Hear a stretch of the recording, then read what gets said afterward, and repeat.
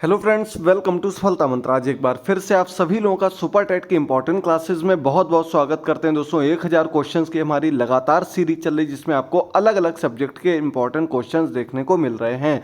साथ ही साथ दोस्तों कुछ सब्जेक्ट इसमें रह रहे हैं, उनकी भी क्लासेज आपको बहुत ही जल्द इन सीरीज के अंतर्गत लाने वाले हैं। साथ ही साथ आपको बता दें दोस्तों, संस्कृत की क्लासेस भी आप सभी के लिए कल या परसों से स्टार्ट कर दी जाएंगी। आप लोग लगातार क्लासेस को देखते रहिए, चैनल को सब्सक्राइब करके बेल आइकन को प्रेस कर दिया करिए ताकि आपको सभी क्लासेस के लिंक समय पर मिलते रहें। पूरी सटीक तैयारी की ये प्रश्नोत्तरी हमारी 7 नंबर पार्ट तक पहुंच चुकी है, यानी कि इसके पहले 6 पार्ट आपको दे चुके हैं। सभी के लिंक डिस्क्रिप्शन बॉक्स में दिए गए हैं। इसके अलावा टेलीग्राम पर भी क्विज कंडक्ट कराते रहते हैं डेली दोपहर में 2 बजे और रात को 10 बजे। उनको भी आप लोग हमारे ग्रुप से जुड़ करके जरूर देख सकते हैं। लिंक सभी के डिस्क्रिप्शन बॉक्स में मिल जाएंगे आपको। पहला क्वेश्चन आपके सामने दिया गया कि वर्ष 2022 में एशियाई खेल की मेजबानी किसके द्वारा की जाएगी। एशियाई खेल जिसमें एशिया के देश भाग लेते हैं, इन एशियाई खेलों की 2022 में मेजबानी करने वाला देश कौन सा है। आपको बता दें सितंबर में ये खेल होने वाले हैं और इसकी मेजबानी जो देश करेगा वो चीन है। बी नंबर ऑप्शन यहाँ पर आपका बिल्कुल करेक्ट हो जाएगा। दोस्तों एशियाई खेल 2022 की मेजबानी चीन के होंगझो शहर में होने वाली है, वहां पर इन खेलों को आयोजित किया जाएगा। सेकंड नंबर क्वेश्चन है, भारत के चीफ ऑफ आर्मी स्टाफ का नाम बताएं जिन्होंने 31 दिसंबर 2016 को पदभार ग्रहण किया था। तो आपको बता दें दोस्तों 2016 में आपके आर्मी में एक नया पद जोड़ दिया गया था जिसे नाम दिया गया था सीडीएस का। सीडीएस का पद यानी कि जो कि तीनों सेनाओं में सबसे प्रमुख रखा गया था, तीनों सेनाओं का एक प्रमुख अधिकारी बना दिया गया था। चीफ डिफेंस स्टाफ इसका नाम रखा गया था। चीफ आर्मी स्टाफ या चीफ डिफेंस स्टाफ के रूप में इसको जानते हैं, सीडीएस के रूप में जानते हैं। ऑप्शंस आपके सामने दिए गए, यहां पर आपका सही ऑप्शन हो जाएगा दोस्तों, जो पहले सीडीएस बनाए गए थे उनका नाम है जनरल बिपिन रावत। हालांकि भी एक हेलीकॉप्टर दुर्घटना में इनका निधन हो गया था, आप सभी को पता होगा बिपिन रावत जी का निधन हो गया था। इसके बाद सीडीएस के पद पर नरवणे जी को बना दिया गया है। यहां पर आपका ए नंबर ऑप्शन बिल्कुल करेक्ट हो जाएगा। चलिए आगे बढ़ते हैं। थर्ड नंबर क्वेश्चन पर, नवंबर 2018 में 33वां आसियान शिखर सम्मेलन कहां आयोजित किया गया था। तो दोस्तों आपको बता दें कोविड से के प्रारंभ के समय में ये आपका 33वां आसियान शिखर सम्मेलन आयोजित किया गया था। इसका आयोजन सिंगापुर में किया गया था। दोस्तों याद करते चलिएगा, सी नंबर ऑप्शन आपका करेक्ट हो जाएगा। आसियान देशों ने इसमें प्रतिभाग किया था। आगे बढ़ते हैं फोर्थ नंबर क्वेश्चन पर। फोर्थ नंबर क्वेश्चन दिया गया कि मानव शरीर का कौन सा अंग इंसुलिन पैदा करता है, किस अंग से इंसुलिन बनता है। ऑप्शंस आपके सामने दिए गए और आपको अगर करेक्ट आंसर पता तो जल्दी से कॉपी पेन लेकर के नोट करते रहा करिए, आंसर देते रहा करिए और मिलाते रहा करिए। यहां पर आपका बी नंबर ऑप्शन बिल्कुल करेक्ट हो जाएगा। दोस्तों अग्नाशय में इंसुलिन पैदा होता है, बी नंबर ऑप्शन आपका बिल्कुल करेक्ट हो जाएगा। चलिए आगे बढ़ते हैं। 5 नंबर क्वेश्चन पर बहुत ही अच्छा क्वेश्चन दिया गया कि निम्नलिखित में से कौन सा तत्व एक धातु है कक्षीय तापमान पर द्रव अवस्था में रहता है। यानी कि जो समान कमरे के टेम्परेचर में कैसा रहता है, द्रव अवस्था में रहता है, लेकिन है क्या, धातु है। ऑप्शंस आपके सामने दिए गए हैं, जल्दी से देखेगा चूंकि यहां पर क्या दे दिया गया कि यह एक धातु है। तो यहां पर आपका मरकरी आंसर हो जाएगा, यानी कि पारा आंसर हो जाएगा। पारा के अंतर्गत धातु के सभी गुण पाए जाते हैं और वो कमरे के तापमान में कैसा रहता है, द्रव अवस्था में, लिक्विड अवस्था में पाया जाता है। इसके अलावा आपको बता दें अगर यहां पर अधातु दिया होता तो हम आंसर कर देते ब्रोमीन। ब्रोमीन में भी सेम यही विशेषता पाई जाती कि ये भी कमरे के टेम्परेचर में द्रव अवस्था में रहती है, लेकिन ये क्या एक अधातु के रूप में इसको जानते हैं। आपके साइंस के क्वेश्चंस इसी प्रकार के आएंगे, तो इसलिए बिल्कुल भी ये मत सोचिएगा ये क्या चीज़ पढ़ाई जा रही है। पिछले अगर पेपर आप लोग उठाकर देखेंगे तो साइंस के क्वेश्चंस अच्छे लेवल के पूछे गए थे, इस वजह से इन सभी चीज़ों को आपके लिए लगातार अच्छे से अच्छे समझाते चल रहे हैं। आगे बढ़ते हैं 6 नंबर क्वेश्चन पर। निम्नलिखित में से किस तत्व का परमाणु त्रिज्या सबसे छोटा होता है। ऑप्शंस आपके सामने दिए गए। परमाणु त्रिज्या जो है वो इनमें से किस तत्व की सबसे छोटी होती, तो आपको बता दें इसका आपका ए नंबर ऑप्शन बिल्कुल करेक्ट हो जाएगा। चारों ऑप्शंस में से आपका जो ब्रोमीन होता है इसकी परमाणु त्रिज्या कैसी होती है, सबसे छोटी होती है। याद कर लीजिएगा, बहुत बढ़िया। सभी लोग एक एक क्वेश्चन को समझते रहेंगे।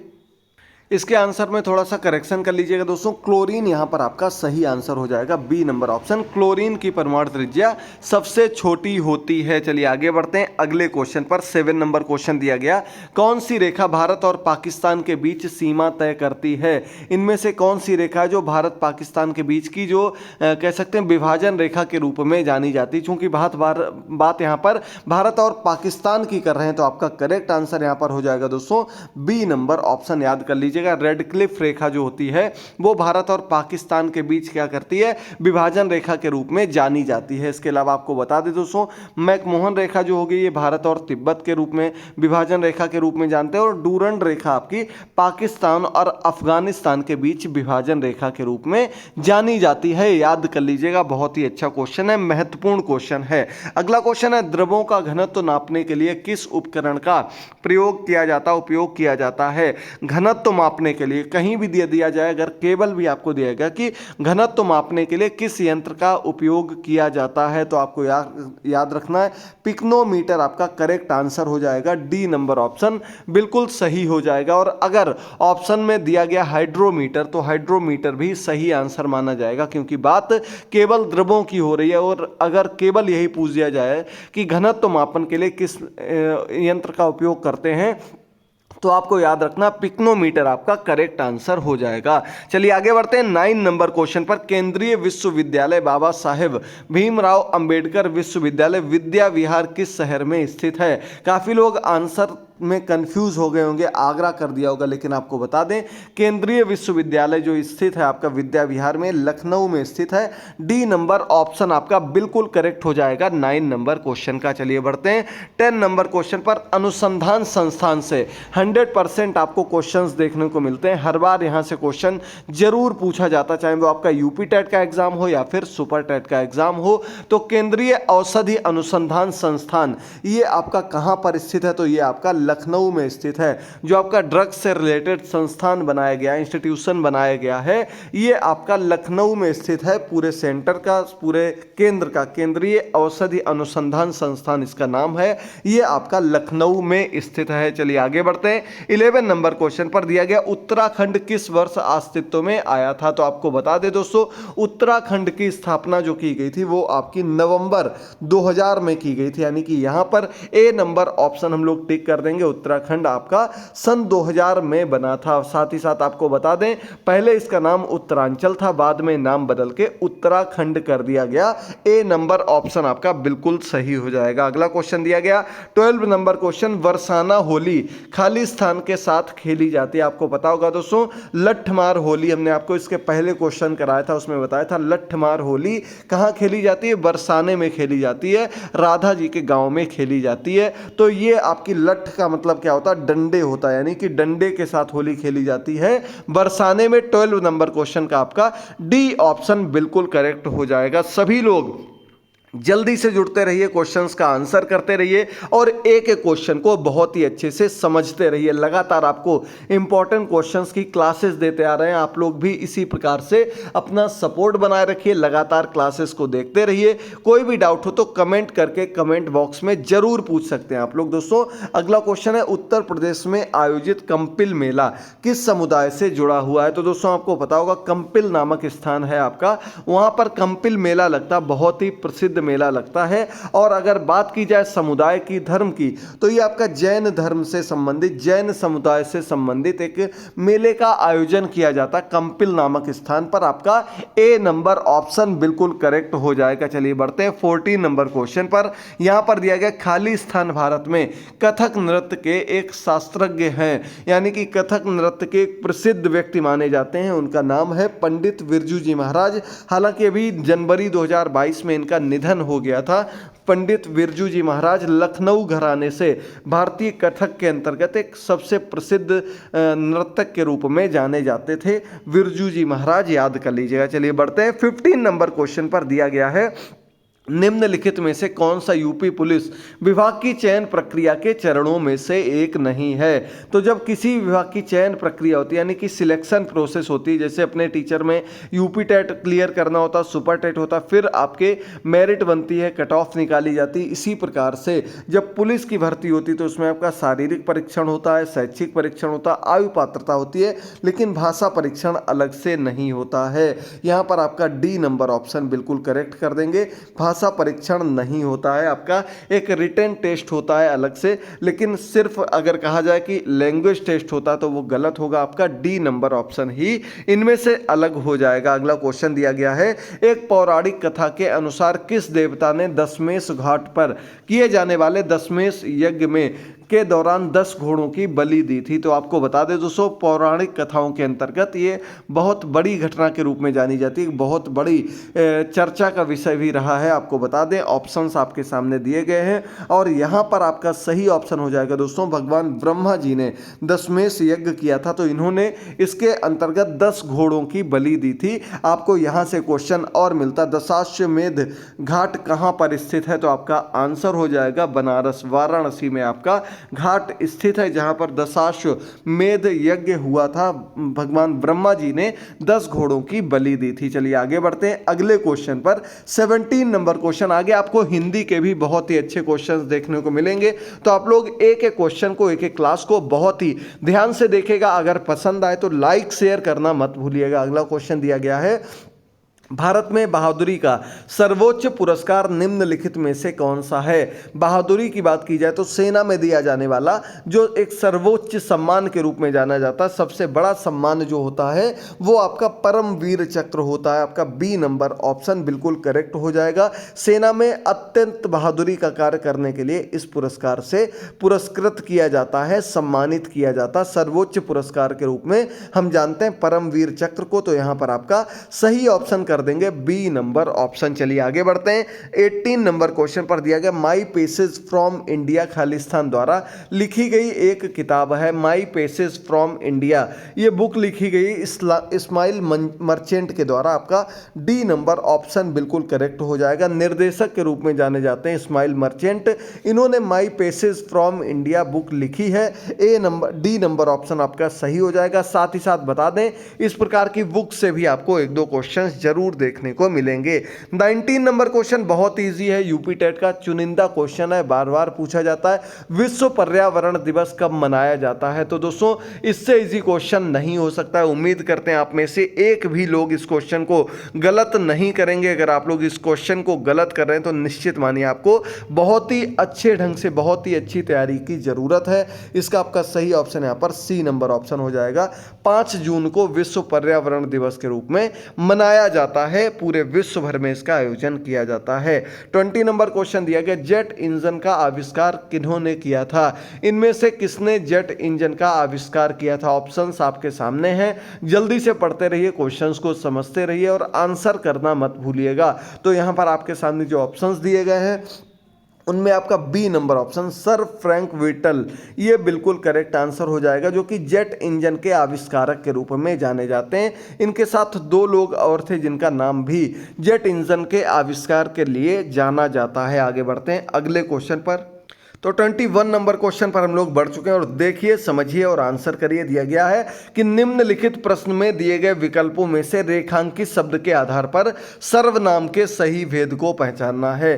तो आपके सामने वाक्य दिया गया कि कोई आपसे मिलने आया है, कोई के नीचे अंडरलाइन है, यानी कि कोई में कौन सा सर्वनाम होता है ये आपको बताना है। ये इस प्रकार का क्वेश्चन हम आपको पहले भी बता चुके हैं, करा चुके हैं। तो आपको बता दें दोस्तों, जहां पर इस प्रकार के शब्द आ जाते हैं यानी कि हमें निश्चित रूप में नहीं मालूम है कि किसकी बात हो रही, तो वो आपका अनिश्चयवाचक सर्वनाम के अंतर्गत आ जाता है। सही ऑप्शन यहाँ पर ए नंबर ऑप्शन हो जाएगा। कोई जो है ये आपका अनिश्चयवाचक सर्वनाम के अंतर्गत आ जाएगा। अगला क्वेश्चन है, अयोध्या सिंह उपाध्याय हरिऔध जी की प्रसिद्ध रचना कौन सी है। अयोध्या सिंह उपाध्याय हरिऔध जी की प्रसिद्ध रचना की जब हम लोग बात करते हैं तो ऑप्शंस आपके सामने दिए गए और इनमें से जो करेक्ट आंसर आपका हो जाएगा बी नंबर ऑप्शन हो जाएगा। प्रिय प्रवास इनकी बहुत ही महत्वपूर्ण रचना जानी जाती है, काव्य रचना है और इसके कारण ही ये इनकी प्रसिद्ध प्रदान करने वाली रचना के रूप में जानी जाती है। इस रचना से इनकी ख्याति बहुत बढ़ गई थी। प्रिय प्रवास रचना है, बी नंबर ऑप्शन आपका बिल्कुल करेक्ट हो जाएगा। 23 नंबर क्वेश्चन दिया गया कि निम्नलिखित प्रश्न में 4 विकल्पों में से उस सही विकल्प का चयन करना जो बताता है कि फणीश्वर नाथ रेणु द्वारा रचित उपन्यास कौन सा। यानी कि सीधे सीधे अगर आए प्रश्न पर तो फणीश्वर नाथ रेणु की रचना इनमें से कौन सी है। ऑप्शंस आपके सामने है और आप लोग समझ गए होंगे सही आंसर कौन सा है। बी नंबर ऑप्शन हम लोग टिक कर देंगे। मैला आंचल रचना जो है ये फणीश्वर नाथ रेणु की रचना है। बी नंबर ऑप्शन आपका बिल्कुल करेक्ट हो जाएगा। साथ ही साथ आपको मधुशाला किसकी रचना है ये कमेंट बॉक्स में बताना। बहुत ही महत्वपूर्ण क्वेश्चन है, जीएस और हिंदी दोनों के लिए ही महत्वपूर्ण क्वेश्चन है। मधुशाला किसकी रचना है ये आप लोगों को बताना है। मैला आंचल फणीश्वर नाथ रेणु की रचना है। 24 नंबर क्वेश्चन है, दिया गया कि निम्नलिखित प्रश्न में 4 विकल्पों में से उस विकल्प का चयन करें जो सही विकल्प है। उपसर्ग और प्रत्यय दोनों ही शब्द नहीं है। तो आपको ऑप्शंस देखकर बताना है कि उपसर्ग और प्रत्यय दोनों शब्द नहीं है, वो कौन सा इसमें से होता है आपको देखना है। जल्दी से ऑप्शंस देखिए और आंसर करिए। तो आपको बता दें दोस्तों, सही आंसर यहां पर आपका क्या हो जाएगा, सही आंसर आपका शब्दांश हो जाएगा। ये आपका उपसर्ग प्रत्यय में नहीं आता। कहीं कहीं आपने संस्कृत में जैसे देखा होगा कई लोग अव्यय सही कर रहे होंगे। तो आपको बता दें अव्यय के अंतर्गत प्रत्यय के अंतर्गत जब प्रकार बताए जाते हैं उसमें आपको अव्यय के रूप में भी कई पद दे दिए जाते हैं। इस वजह से इसे यहां पर अलग किया गया है और यही ऑप्शन आपका सही माना गया। एक बार आप लोग भी चेक कर लीजिएगा और आंसर करिएगा। मिलते हैं अगले क्वेश्चन पर। अगला क्वेश्चन आपके सामने दिया गया, निम्नलिखित प्रश्न में 4 विकल्पों में से उस विकल्प का चयन करें जो प्रत्यय से नहीं बना है। ऑप्शंस आपके सामने हैं, इनमें से कौन सा शब्द ऐसा दिया गया जो प्रत्यय से नहीं बना है। तो आप लोग देख रहे होंगे शिष्या, दयामय, शेरनी, ये तीनों प्रत्यय से जुड़े हुए शब्द दिख रहे हैं, लेकिन परिचय शब्द जो है ये मूल शब्द के रूप में है, इसमें कोई प्रत्यय नहीं लगा हुआ है। तो सही ऑप्शन हम लोग बी नंबर ऑप्शन को कर देंगे, ये परिचय बिल्कुल करेक्ट हो जाएगा। चलिए बढ़ते हैं अगले क्वेश्चन पर। अगला क्वेश्चन दिया गया, निम्नलिखित शब्द में 4 विकल्प दिए गए जिनमें से एक सही तद्भव रूप दिया गया है। तद्भव रूप यानी कि जिसमें परिवर्तन कर दिया गया वो तद्भव रूप कहलाता है। और इनमें से कौन सा एक ऐसा शब्द दिया गया है जो तद्भव रूप के अंतर्गत आ जाएगा। ऑप्शंस आपके सामने हैं। भ्रमर तत्सम शब्द होता है और उसका तद्भव भंवरा होता है। सही ऑप्शन यहां पर आपका बी नंबर ऑप्शन हो जाएगा, जो कि करेक्ट रूप में आपका क्या दिया गया है, तद्भव रूप में दिया गया है। चलिए आगे बढ़ते हैं अगले क्वेश्चन पर। अगला क्वेश्चन दिया गया है, निम्नलिखित प्रश्न में 4 विकल्पों में से दिए गए शब्द के विपरीत अर्थ वाला विकल्प आप लोगों को चुनना है। 27 नंबर क्वेश्चन, जल्दी से देखिएगा, क्वेश्चन को समझकर आंसर करना है कि 4 विकल्पों में से दिए गए शब्द को विपरीत अर्थ वाला आपको चुनना है। देखिए जल्दी से क्या दिया गया है। तो आपको एक शब्द दिया गया वैरागी और दूसरा क्या दिया गया, गृहस्थ। तो गृहस्थ वैरागी ये एक दूसरे के अपोजिट के रूप में आ जाते हैं। सही ऑप्शन यहाँ पर आपका ए नंबर ऑप्शन हो जाएगा दोस्तों 27 नंबर क्वेश्चन का।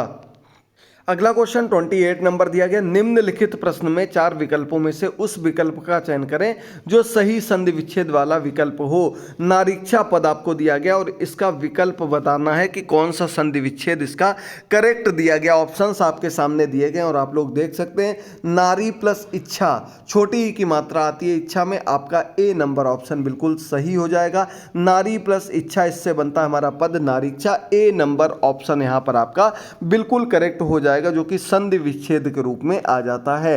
29 नंबर क्वेश्चन दिया गया, निम्नलिखित प्रश्न में 4 विकल्प दिए गए जिनमें से उस विकल्प का चयन करें जो शब्द का सही सबसे अच्छा विकल्प हो। नियत दिया गया है, नियत में आपको बताना है कि कौन सा अर्थ उसका सबसे सटीक बताता है। तो आपको बता दें नियत समय जैसे कह दिया जाता, नियत का मतलब होता है बिल्कुल एक्यूरेट, बिल्कुल निश्चित, यानी कि ए नंबर ऑप्शन यहाँ पर आपका बिल्कुल करेक्ट हो जाएगा। बढ़ते हम लोग आ आज के अंतिम क्वेश्चन की ओर। उम्मीद करते हैं क्वेश्चन आपको समझ में आए होंगे, क्लास आप लोगों ने जरूर देखी होगी। अगली क्लास को पाने के लिए चैनल को सब्सक्राइब करते रहना। पिछली क्लासेस के लिंक आपको डिस्क्रिप्शन बॉक्स में मिल जाएंगे, उनको भी जरूर देखते रहना। दिया गया है निम्नलिखित प्रश्न में 4 विकल्पों में से उस विकल्प का चयन करें जो दिए गए शब्द का सही समान अर्थ वाला है। शरीर, शरीर का समान अर्थ वाला इनमें से कौन सा दिया गया आपको बता दें। ए नंबर ऑप्शन में कलेवर दिया गया, ये बिल्कुल करेक्ट आंसर आपका हो जाएगा। आज के 30 क्वेश्चन यहां पर कंप्लीट होते हैं। बताइएगा कितने क्वेश्चन आपके सही हुए हैं। मिलते हैं अगली क्लास में, तब तक के लिए जुड़े रहिए। थैंक यू दोस्तों, गुड बाय, टेक केयर।